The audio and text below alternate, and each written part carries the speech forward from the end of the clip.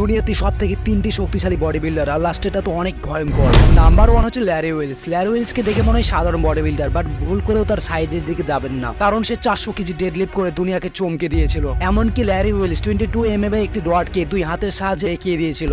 Number 2 হচ্ছে Roni Coleman. আরবার mister Olympia জয়ী Roni Coleman. দুনিয়ার greatest body builder হওয়ার সাথে সাথে রনি কোলম্যান তার শক্তি তো অনেক ফেমাস ছিল। 362 কেজির স্কোয়াটস এন্ড 1044 কেজির লেগ প্রেস করেছিল। আর এত হেভি ওয়েট লিফটিং এর জন্য রনি কোলম্যানকে 12 বার সার্জারি করতে হয়েছে। নাম্বার 3 হচ্ছে পাওয়ান শাহ। সে ন্যাচারাল খাবার খেয়ে প্রতিদিন 3 থেকে 4 কিলোমিটার রানিং করে এন্ড অনেক হেভি ওয়ার্কআউট করার পর প্রতিদিন 2 লিটার মহিষের তাজা দুধ পান করে। এমনকি সে একটা মোটরসাইকেলকে উঠিয়ে ইজিলি চলাফেরা করতে পারে। আর দোস্ত, পাওয়ান শাহ তার ইনকামের অর্ধেক টাকায় গরিব বাচ্চাদেরকে বিলিয়ে দেয়। তার জন্য একটি লাইক অবশ্যই করা উচিত।